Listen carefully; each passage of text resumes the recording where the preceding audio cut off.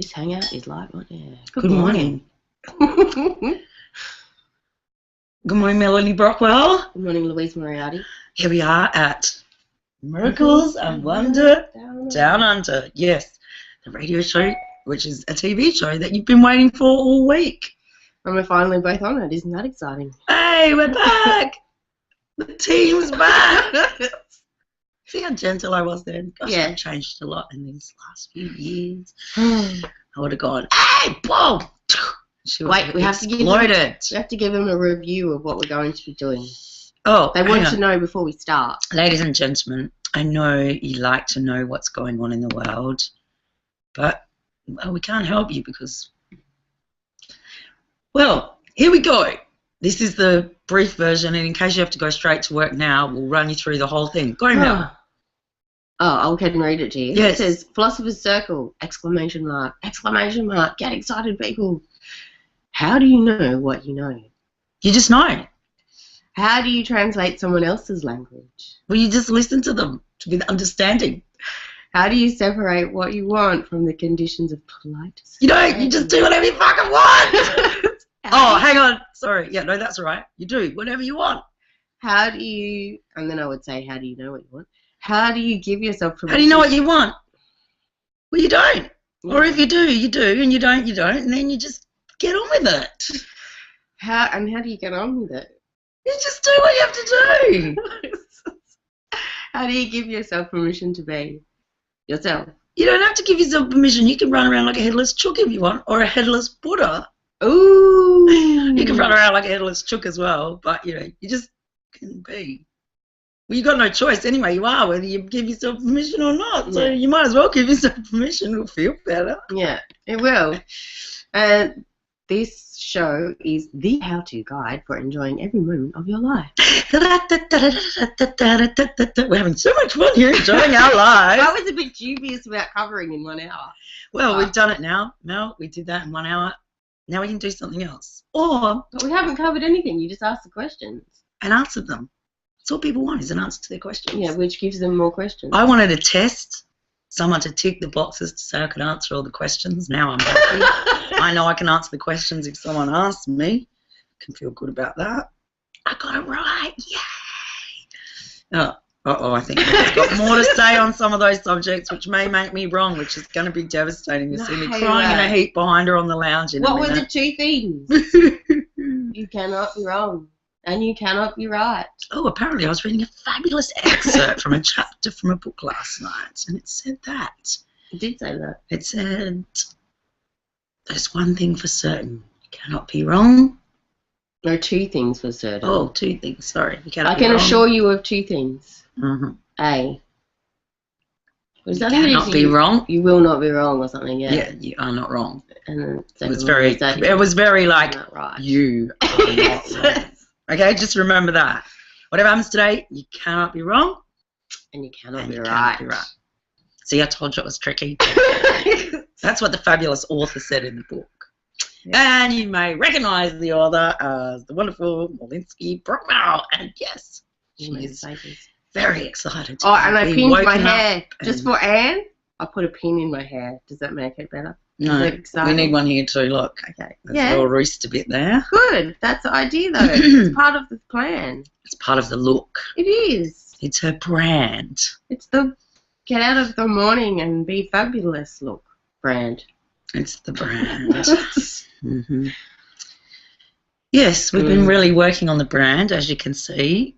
Mel's changed some of the bits of her hair that are sticking out to accentuate the wonder on the... See, it's kind of accentuating the wonder. Oh, yes. Yeah. See, oh, there, look, it's pointing to it. That's fantastic. You are fantastic. I love those sticky outy bits. See, we don't even have to put captions now that You know, point to certain things. We can just use your hair as the pointer. I miss dress ups. I need to do more dress ups. I don't miss them at all. I've been at the Writers' Festival all weekend. I got to dress up every day in my fabulous clothes, which to some people think I'm... Some people just thought I was dressed up on the Sunday for Children's Day as a clown, but actually it was just my clothes. Oh, well, I thought it was good. It was a great day for ski boots. very fluffy ski boots, which I don't get to wear very often. Yes, Byron Bay Writers Festival. Yes, Byron Bay Writers Festival. What a fabulous event it was. It was so lovely and the people are so nice. Oh, So hang on, what was the first wonderful question before you tell that story? What was Okay, the we're first just question going again? back to our little sheet here, which maybe we'll have How do you know what you do? Okay, let's talk about that. Okay, let's talk With the about Writers Festival. How do you know what you do? I mean, tell your people? story, but... Okay, sorry, yes, we're just, jeepers creepers, things have got serious pretty quick here. We just need a piece of paper for a minute, and now we've got one. Now we've got ourselves back. Oh, no, it's still not going to be there. Right, that's fine. People, we've been very organised today. We've got our notes below ourselves. We've become a little smaller, less important, and the content is becoming more important. So, the Byron Bay Writers Festival today. Can I just say they're inseparable? But anyway, keep going. Oh, sorry, people. It's all inseparable. That's right. No dualities, no separations. Here we are all together again. Oh, we're inseparable. Jeepers, creepers. Oh, no, that's right. Anyway, we are separable because I went to the Writers' Festival all by myself and was a volunteer, which, I don't know, people, if you're going, God, how do these people have such exciting lives? I encourage you to volunteer at a festival because it is a truly amazing experience. You know, if you live alone or you feel like you don't have a community around you, it's a fabulous way to be thrust into the centre of a community. Or if you have a partner that doesn't go and have adventures, you know, and so all you have is your partner and your life, like your work and all the rest of the stuff that you do, then yeah, it's a great way to connect. And to find out what you do, because it really is, even if you are given the job of cleaning the toilets, you will suddenly realise that there is more to it than that for you, which you don't always get jobs like that. Sometimes you just have to stand around and say hello to people, which is totally fabulous. But yeah, you will find out what you do. Can you talk more about what that means? Because I think even though people have watched the show have probably heard us rabbit on about what you do is not the veneer.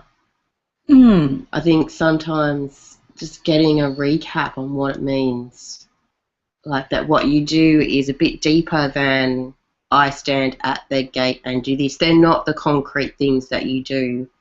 They're the subtle relationships. Yeah, and I think that's where you find it too. Like if I was standing on the gate, which I was, and there was 5 other people standing on the gate, you know, and some people definitely are doers in a way. Like there's the people who have to scan the tickets. You know, their job is to make sure every ticket comes through, it gets scanned, it gets wiped off, the person gets the armband on exactly perfectly, and you know, like they feel like that efficiency, that sense of everything being taken care of. That's what people need. Like it's a feeling for that, for the punters, for the people coming through the gate, that they're being taken, everything is taken care of for them. There's something about they take care of the details, but it's not, I mean, even though they do it in the physical. You can still do that with mysticism. Yeah, but that's what I'm saying. Even though at that event it's very obvious what people do in the physical. Yeah. 2 people might be doing the ticketing. One person is making people feel like their needs are met.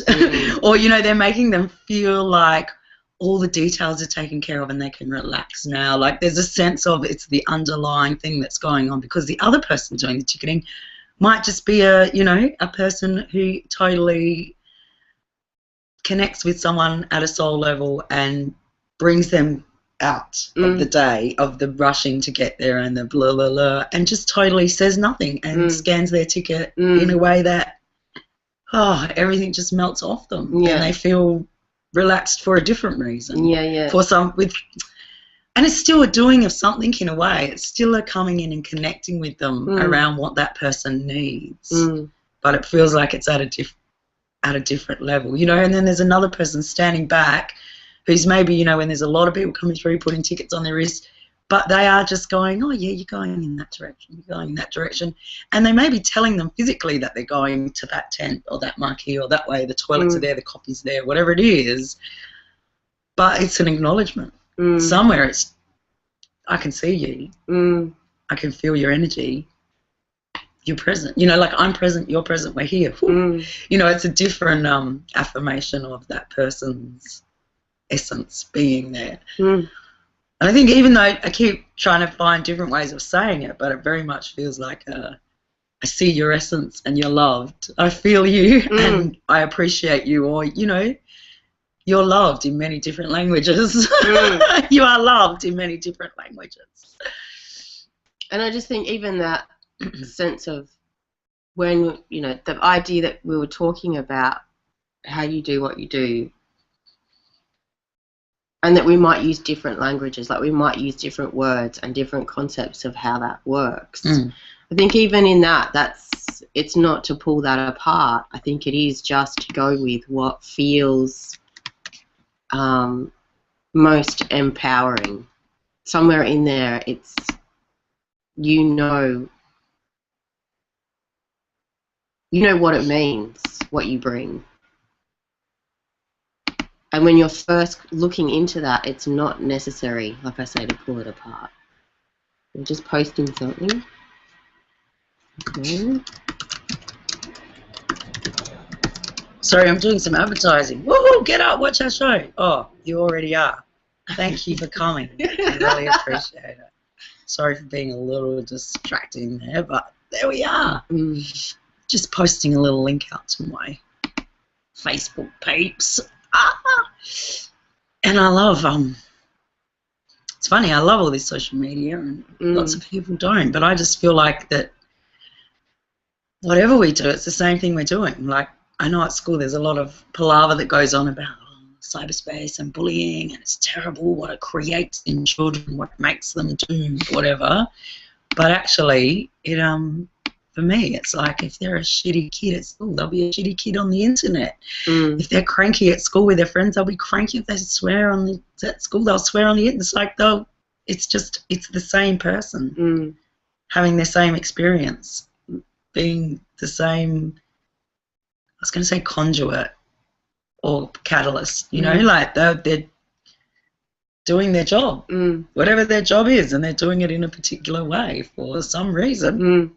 And it's, and we're all exposed to it a bit more maybe just because the internet can proliferate things quicker, but that might just be because we are stepping into our essence and our ability to be medicine and affect people quicker and more people at more times, and there is a sense, or, you know, Mel will have something to say about that. Go. Oh, just, I don't know, I don't ascribe to the effect thing. Yeah. You can't affect more people at more times. It's because you can't affect people. Well, I just think we have an awareness of it, so it amplifies it. So it's activated, yes, but there's a sense that it does amplify our awareness of it. Amplify our awareness of what? It? What is it? Well, our interconnection, that we are always affecting everything. Social media. Everything we do, like at the moment, there's a sense that we've lived in a very nuclear little box, a little family, a little small space where we can only affect, you know, our life, family, our work, our village, you know, like there's a sense that we've been living in this perception that we are disconnected, that we only affect certain things that we choose to affect. But now more and more people are going, oh yeah, we are interconnected to everything and we are affecting everything all the time. So with that awareness comes the awareness of how amplified those effects are. Oh, we're back to the tipping point. Yeah, no, I don't know. Yeah, because I think that's just the different languages. Because for me, I just go, that's the language of exchange. I know it exists and it's part of reality, but it's not how I see things that work. Like it's just not it's not the language that I speak, that's all. Oh, well, tell them how you see it. Well, the same way I see everything. That everything is energy, no matter what you're doing. You're doing your job and you're doing heart alchemy. There's no effect. It's a sense of whatever's happening is part of you, is never outside of you, is in a cycle of whatever it is, and you're not necessarily going to understand everything that's going on, but you can always attempt to put yourself in a place where it does make sense. It's pretty much the only control that you have. But if it doesn't, that's fine. It's not an indication of anything if you don't get what's happening. Or some people just felt like they got punched in the guts then. I just go, oh, well, you know, I'm just sitting here knowing everything, and you people, if you don't know it yet, if you don't get it yet. But that's not what You I don't said. get it. No, but that's what I go. There's a lot of people who are in that exchange place who are still trying to get it, trying to work it out, trying to understand it. So what's the next question? Want to get it right. How do you translate someone else's language? Yeah. That go, oh, I still haven't got it because I don't understand what she's saying. Why can't I understand? I've been listening to this radio show for 25 hours straight. I've been binging on these people, and I still can't just be medicine like her. Why can't I do what she's doing? I want to speak her language. I want to be like a spiritual linguist who can understand all the layers of the universe. Goodness me. So what was the question? How do you translate someone else's language? Well, at first I said you just listen and understand, but then I go, maybe you don't. Maybe you listen and you don't understand. Maybe it's like that other question. It's a conundrum. But if you're talking about someone else, like where someone else is at, I mean, it's funny because we're doing person-centered therapy stuff at the moment. And if you want to understand where someone else is, that's what do they call it? There's congruence, unconditional personal regard, and what they call empathy.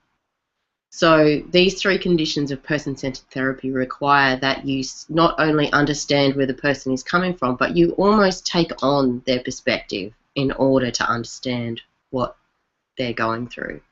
So that sounds like in the human potential movement, that sense of duplicating. Okay. You replicate.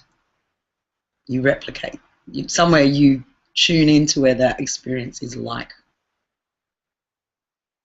Okay. So in order to understand someone else's language, you have to understand where they are, because their language makes sense to them from where they are. And if you want to make sense of their language, you have to understand where they are. So I think it is that kind of So we're process. back to walk a mile in their shoes. I don't think you have to do anything that they've done. No, but it's that sense of, you know, I don't know, what's that? There's a saying about, you know, be able to stand in their shoes or whatever. That sense of being able to put yourself in their, you know, see the world from their experience, from their viewpoint, from their reality. To be out, you know, you can't just be outside of it in your reality and try and understand. No. You actually have to drop in somewhere. You have to understand, and you know you understand when you stop trying to judge or change or assess, you know. Oh, that makes me think of grandparents. For some reason, it just makes me think of grandparents. You know, when they come and they look after the kids, and that person's rushing around, and they're just kind of able to sit back and go, oh, I know what that's like.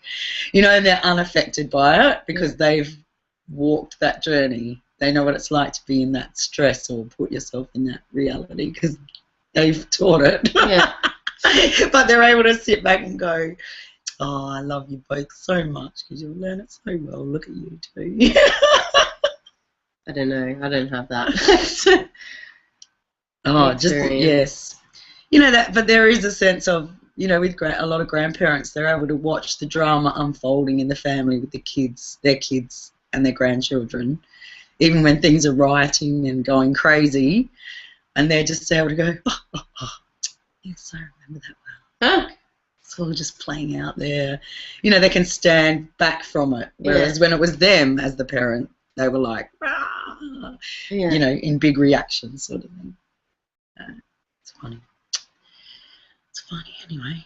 So you mean with compassion? Yeah, like they can feel for their child that they're. I mean, that's not really stepping inside the parent's shoes who's freaking out, because they're not freaking out. In order to be in the parent's shoes, you need to be feeling what the parent's feeling. I think that's not the same as speaking someone's like. That's having. I don't know. I guess compassion's the closest thing I can come to. No, I don't think it's compassion. I think it's like, I knew you'd get the lesson one day. I thought it was I love you both, and I can. Yeah. Yeah, but underneath it, there is a certain sense of you were like that too, child, and now it's coming back to you tenfold. Ooh. Congratulations, you'll learn the lesson eventually. Yeah, but they won't. It'll just keep going. Very interesting. And so, how do you translate someone else's language? But even that's a sense of they love you because they think that you have to learn a lesson by walking an experience in that way.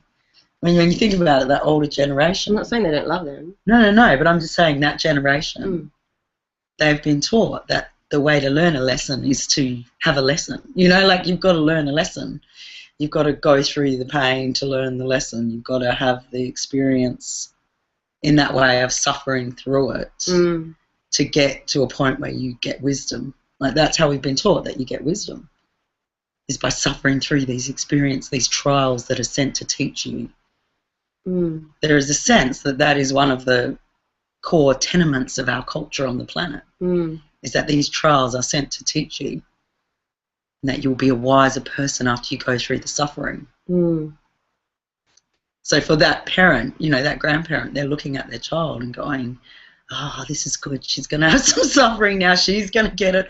After this, she will learn the lesson. She hasn't learned it yet. I've been standing here trying to teach her and watching her and trying to guide her, but maybe after this bit of suffering, she will be able to be happy and get the lesson on the other side.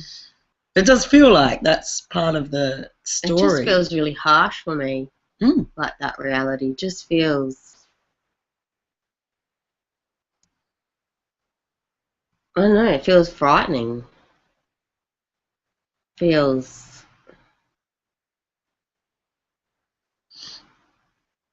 not barbaric, there's another word I'm trying to think of. And it's not quite malicious. It is a little malicious. But there is something... It is a little deliciously malicious for them. I don't know if it's not cold. There's some other word. There's some other sentiment that feels connected to it. I guess it's like revenge. It feels like revenge. It was like I had to go through this and I can't avenge it against the people who perpetrated it, so I will perpetrate revenge upon my spawn. But almost that's what's happening in a lot of places on the planet as well. Like that is the story that's playing out in many ways. You know, whether you look at Israel and Palestine or wherever you want to look, you know, whether you look at bullies or whether you look at... No, I'm talking about parents perpetrating against their children what was perpetrated from their parents. And I'm just extrapolating that out. Like I was with some people who'd been drinking quite a lot on the street in Byron the other night, and they were getting quite violent against each other, and they'd all obviously had very different experiences. Felt like they'd had very different experiences as people, you know. There was an older Aboriginal woman and some young scruffy bloke and some foreign, you know, guy with a European accent, was obviously quite young and trendy as well, but quite tripped out. I reckon he'd had quite a few drugs, you know. And then there was a couple of other randoms hanging around, and they were having, obviously they know each other already, and they'd gone into this bit of a standoff thing, and it's just like they're having this argument about who's had the worst life. You don't know what it's like. It's terrible. But it's like whatever they're perpetrating, what's been perpetrated against them, against other people who've had it perpetrated against them. I was like, I couldn't quite work it out. I was like, but it doesn't. Okay, people. I translate that different, like, because I just go, that's what they've been taught is you make connections and you gain value and you get love by having that story. There's some sense of those things being satisfied by having that story. Well, I would say all those people would have felt like they were invisible walking down the street unless they connected with each other. But versus the idea of a parent thinking a child needs to learn by torture, you know, rather than there are other compassionate ways of knowing what to do or knowing how to be. I mean, because sometimes it's not about changing what's going on. Sometimes it is just knowing how to be. You know, what adages help someone be in a situation, the same situation.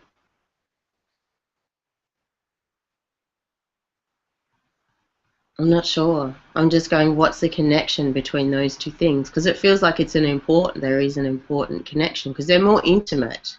But the parent-child thing feels much more intimate. There is a sense of I have been harmed and I am passing that harm along. Mm. But I think that's the same in the street. But those people know each other too. They've got they are their family. They're their street family. But somewhere they don't, because it's not acknowledged. For me, it feels like this is the only way I know how to connect to people I'm not connected to. Mm. It's not this kind of coming from the same philosophy. Like it's, you are not my blood, but in order to connect to you, I need to have this story because this is the way that I get love and feel connected and blah, blah, blah, blah, blah. Whereas that actual, you are my blood and I'm going to pass my harm on, I'm not sure. I feel like there's a relationship there somewhere that helps. But it may be that there's a disconnection there too because the grandparent probably feels like, the daughter, the mother, isn't listening, hasn't taken on what she's tried to teach her. She's tried and, possibly there is a sense of distance and alienation. That some of her lessons aren't taken seriously. You don't trust my experience because a lot of us do look up at our elders and don't trust their experience. Like we don't trust that their experience can, I want to say, shape ours in any way, but we just think they're idiots most of the time. In this culture, we look at elders and go and disregard their experience. What they have to tell us, we don't give it a lot of credence. Like we think we know better. Somewhere there's a sense that we know better and that they grew up in a different generation. What would they know anyway? Things were different then and blah, blah, blah, and we do kind of push them aside. It's like, you've done your job, I've got to get on with mine and I'm very busy now. And, that's nice advice, but it doesn't really apply here. I think there is there's a disconnection there, even in family. Even in the most closest loving families. We were at Byron Bay, as I said, and the demographic of that writers' festival is, is grandmothers. I think most people there, big chunk of them would be grandmothers and grandfathers, but a lot of women. And at the poetry slam, one woman got up and she's obviously, been a very loving, for all intensive purposes, woman to her children. And I was sitting with a friend of her daughter's, and I didn't realise that at the time until the poem was going on. And at the end of the poem, the person I was sitting with was kind of looking shocked, and I'm like, it's all right. She'll get a lot of loving out of this, because the poem was basically about how she really misses her children visiting her in a meaningful way. That it's just, even they come to town to do something and they don't have a chance to drop in, and they might ring and say, I'm here, but I haven't got time. And that's devastating for her that she doesn't have that. Doesn't feel like she's a full part of their lives. And so then I was going, she'll be right. Everyone tells their poem for a story because it was for a reason. It was at a slam poetry competition. The girl next to me goes, no, I know her daughter. She would be devastated if she heard her mother saying that. She feels unloved by her because she loves her. But that comes back to that she's love languages loving her. And I was just going to say too, our next question was, how do you separate what you want from the conditions of polite society? And I think we're already talking about some of that stuff. About, I don't know, can you talk more when you wrote that question, when you said that question, what was it you were meaning by the question? Oh, because we had an interview. A lady came to see if she was going to move into one of the rooms here for a little bit. And basically the only question I really wanted answered was, well, what do you want? Like, if you move into somewhere, even for a short period of time, what do you want? And all of the answers, all of the words that kept coming up were about those conditions of polite society. And I think sometimes, the questions that people ask or the way that we communicate with each other sometimes gets lost in this mechanical code of not actually saying anything, which is why I have such interesting conversations, because I don't know how to answer questions in that way. If someone asks me how I am, I don't know how to answer that question unless I answer the holistic version, and it's which part of that would you like to understand right now? Because there's probably about 15 things going on in this moment. So that, how do you know what you want, or how do you separate what you want from the conditions of polite society? So instead of having those answers that allow you to get on the bus quickly, or, get through the checkout quickly, because even those places are the places that I feel most magical. They are the places that get the most answers that feel like that. So how do you separate what you want from polite society? I want you to feel loved. I want you to be empowered. There's no, I want a mortgage and a chicken farm and a whatever in any of that. That's what I want.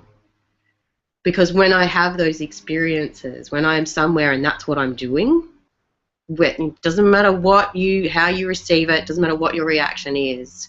If that is what I want and that's where my focus is, those exchanges that I have are separated from polite society. They're not the things that you're not in a situation to win. You're not in a situation to change the conditions. You're not in a situation, to make yourself comfortable. You're not in a situation to find some ends of something. You're in a situation, it is to get what you want, because what I want is to do, that's what I want to focus on. That's what I want to be tuned to at every moment. So even if you're moving into a new space, how do you answer the question, what do you want in this new space? I want the freedom to explore. I want to know other people's adventures or not. I want my mornings to be sacred. I want my afternoons to be playful. I want to be able to change that every day. I want, they're not the conditions of polite society. They're your experience. And so how do you separate them? And I think it is just knowing that the only thing that's going on are those experiences. Those conditions of polite society are not what's actually going on. That's just how we draw them in the illustrations. But the actual experiences are what's going on. So you separate them by acknowledging that what's actually going on are not the conditions. For me. I'm not sure how anybody else does it. I'm sure there's other ways of doing it. That feels like the simplest option. So the moral of the story is, if you're looking for somewhere to stay when you're going off somewhere in the Coolangatta airport, we've got a room on Airbnb. So you can look that up if you want. Intriguing. Queensland. Exciting, isn't it? It is we might not have a room for very long, so you better get in quick. Yeah, so the conditions of polite society. And does that make sense, though, when I say that? Does it answer the question? Did it answer the question? Send us more questions. If you've got more questions about that, let us know. But what it did make me think is a lot of the people at the Writers' Festival who are the most craziest, who are the most rudest, who are the most... presenters or... Yes, walking around. But also walking around, myself included, the people who step outside the confines of polite society, whether it's Andy Griffith or Jean Kitson or, the people who say the wrong things, the politically most incorrectest things. Andy Griffith is a children's author who writes about bottoms and slime. Yes, he even wrote about the most scary, terrifying thing when you find two brown bobs bobbing in the bathtub. And he writes about terrible, terrible parents. Oh, the very, very bad parents, the kind who put you down a hole and bury you. Yeah. But So he writes, you know, he just pushes the envelope to the very... He also writes other books like the 26-Story Treehouse and the 36-Story Treehouse, which are incredibly inventive and creative and fabulously amazing. And, you know... And who was the other one His that you said? Offsider drops underpants in the shark tank and holds a dummy above the shark tank to get his underpants washed, and, you know, very creative inventions like that. And who was the other? Jean Kitson, and I don't know a lot about her except for whenever she's in the tent, the raucous belly laughs that come out of that tent are outrageous, and she talks, you know, about all the female taboo subjects in the world, about menstruation and, I don't know, masturbating and, you know, menopause and everything that no one talks about. You know, she says it out loud. All the disappointments for being a woman, all the problems of it, she just lays it on the table, and she acts, you know, and she's happy to appear completely mad and lock her up if you have to, because, yeah, it'll make more material for her. So, but she is hilariously hilarious. And I think one of the highlights for many people at the festival was Jean Winterspoon, who did a whole session on craziness and has come through mental illness. And it was Madness? Was it Madness? Madness. I think the session was called Craziness. But, you know, people just adored her. And she's a fabulous short story. You know, she can go off into worlds. And she's very good at placing herself in worlds and then placing her audience in other worlds. So, you know, people just loved her. So I go, you know, it's fascinating that we are also obsessed with fitting into polite society and monitoring ourselves and kind of cutting our edges off so that we fit. And yet, the people who are the most out there extreme, we are fascinated by them. The other, we are fascinated by. You know, a lot of the presenters were young, hip-hop, people from different cultures, you know, like, and we're all these upper middle class kind of Westerners, you know, white fellas, whatever. We're all sitting there just fascinated and absorbed. And, you know, even the sexuality stuff, like wherever the envelope is pushed, we are fascinated. Like there was my favourite thing at the festival was a show called Linear Notes, and it's a group from Melbourne, and they take a classic rock album and they get all the trivia they can find about it. They get some amazing artists to take one song each and create a work from it. So it can be a spoken word piece, it can be a musical piece, it can be anything the artist wants. And then the band, who are amazing, like the lead singer, the frontman, Michael, he's totally done up as Ziggy and pulls off a mad, mean David Bowie.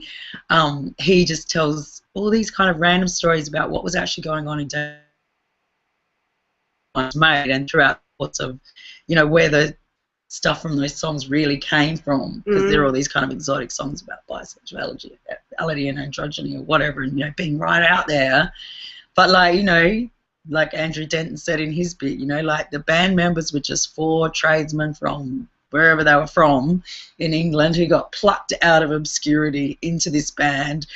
David Bowie made them wear lycra tights and dress up like freaks, and they were having a bit of problem with that. You know, after the show they go back and have a beer and go home and go, well, what was that all about? But, you know, and then at the end they got told by David Bowie on stage that, well, this is our last show with the band, and 2 of them were like, right, never heard anything about that yet, right, okay, this is the last show then. Yeah. Off we go, back to the pub back at home and back to our quiet afternoon drinks and find a job in town and sort that out. I mean, I don't think they did. I think they all went on to have some kind of musical kind of careers, I guess, at some level, but not at the level that they've been operating there. So they went back to polite society.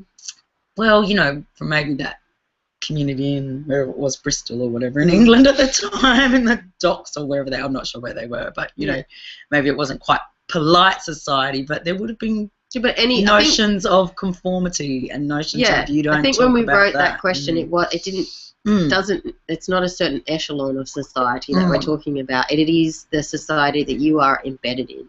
So whatever the politeness of that. And I guess that's what that sense of going to a festival will really test you, because quite often it is not your society as such. It is a contrived society, and whether it is going to some enchanted garden rave of colour and psychedelic, you know, music creation, but like kind of they create installations, so you're in worlds that are fantastical and the music's extraordinary and ambisonic and it's all woo, I've never been to something. You know, like you are living in a, you know, like what do you call it, Burning Man, where you're like in the middle of the desert, and it's like this created society where everyone just gets around, like you are in some, not nuclear holocaust, but, you know, some very creative society that doesn't rely on the same things we rely on. It's like any festival is kind of this contrived potential possibility of a society. Yeah. And it does throw you outside of your normal comfort zones, whether it's using the portaloos or, you know, having to wait in the rain or be out in the sun, or, you know, it does put you, quite often those festivals put you back in contact with nature. Into different cycles of time cycles than you're used to being in. So it is, you know, they're fascinating places for you to experiment with yourself and to see who you are when placed in a different situation. Because quite often that will show you what remains the same. Yeah. You know, when you have to, when you're up against the conventions, losing the conventions that you've put in place for yourself. You know, that sense of I am this person when I am in my society, when I am in my workplace, my family life, this is who I am, and you've put on this facade, this, it'll be all right if I just stay in this box. No one will question anything, it'll be fine. And then you go to those places and some of the sides get ripped off and it gets all soggy from the rain, and you're like, oh God, we're still going, we've got another 5 hours of this.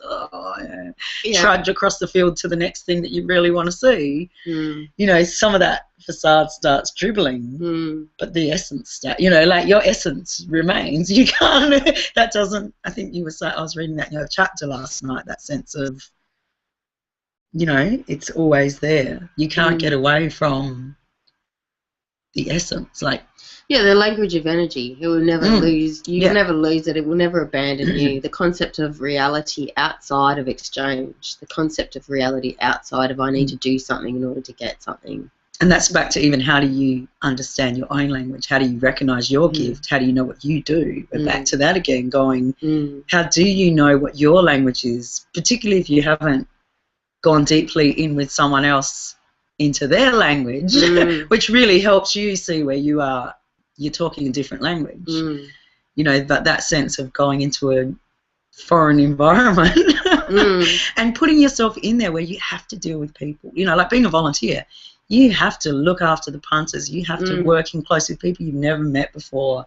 So none of the conventions are in place. You know, it's not like you've gone through an induction and had policies and procedures. You have to a point, but it's pretty, you know, fast. You don't really get a sense of, well, this is what they expect from me. This is what I need to give them to feel loved. It's like you just have to go and muddle around and try and find it. So you do find yourself making all these foolish assumptions.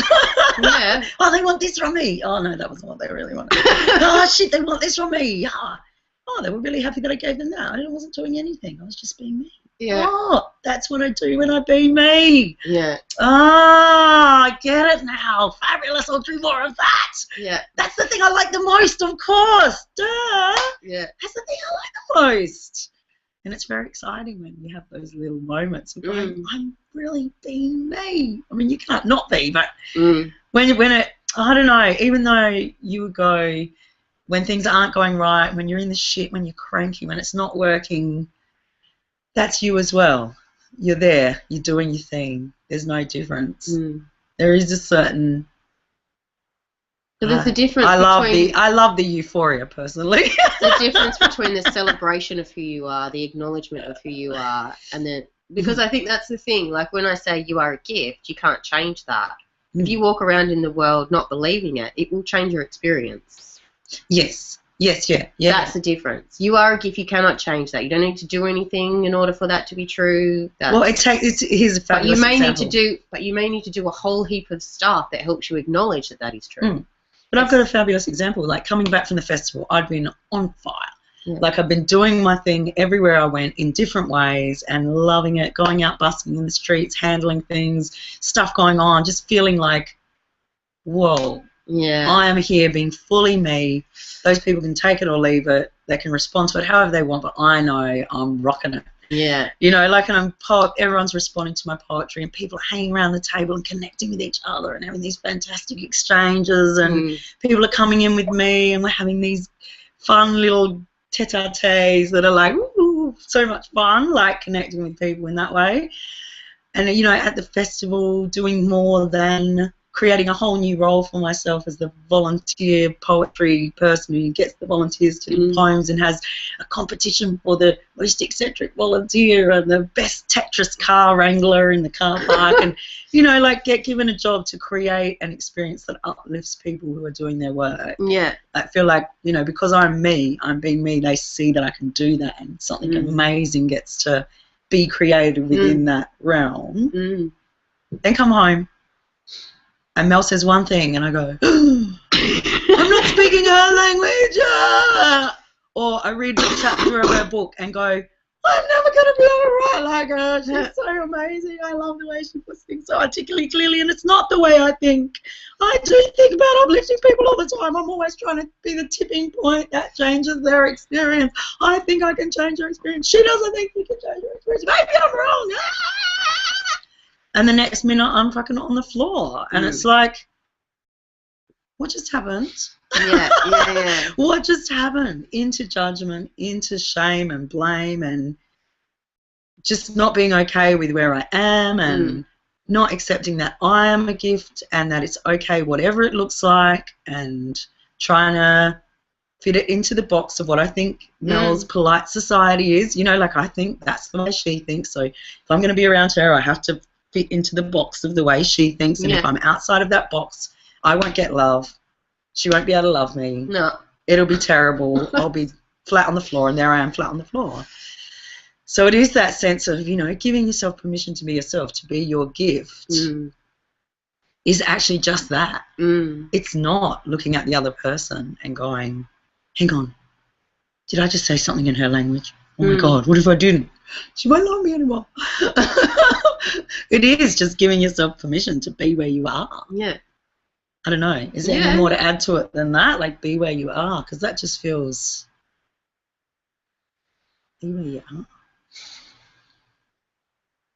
I know that temptation of comparison is greater. It just reminds me of when someone says, yeah, but alcoholism is just about willpower. There is so much more going on in that situation. Alcoholism is not about willpower. Like, I think that if comparison is coming up, it's coming up for a reason. And I think that's the thing. Like, no matter what's coming up, I just go, it's coming up for a reason. Like, play with that reason instead of going into the comparison or saying I shouldn't be comparing or whatever. I mean, if that is your reminder to step back into your power, then take it. But I think you know, like somewhere I think you, but it's easy to get sucked into the conversation of comparison and keep going. Whereas if comparison comes up, it can go kind of this way or this way. But if you follow it, if you feed it and follow it. So when you're talking about those concrete examples, though, like, you know, someone who's obviously alcoholic and they obviously know it's going to be better for them, better for everyone around them if they stop drinking. Even something like, you know, you're single and you want to be in a relationship and you know that to have a loving relationship, to have someone you can give love to and share an experience with and grow a community with, you know, like that is, for you, that feels like it is a higher point. And I know whatever reason, whether it is or not a higher point, but it feels to you like if you could be in that place, it is a higher point. Do you know why do want to change things. Do you know why it feels like it would be a higher point? Well, I just go with an alcoholic. It feels obvious. They're dying. They're making themselves sicker. They're violent to people around them. They're not contributing. You know, even the other example that came to my head was, you know, someone who hasn't got a job, can't pay their bills. They're looking for work, desperately looking for work. They just want that situation, that condition to change. So I mean, I guess all these different examples, because that's the thing, whoever you are out there, you'll be going right now, yeah, well, you think that's bad, what about this? This is what I'm stuck with at the moment. I've got cancer. You know, I don't have a home. My husband never speaks to me and hasn't had sex with me for 10 years. I'd rather be single than that. You know, like, you know, you've all got your own thing that is the anchor that stops you from being happy, or the anchor that stops you from letting yourself be, in a way. You know, it's the thing, if only that could be fixed. my life would change. So but what it were you going to say? Yeah, no, it doesn't. And that's what I'm saying. Like, what do you think?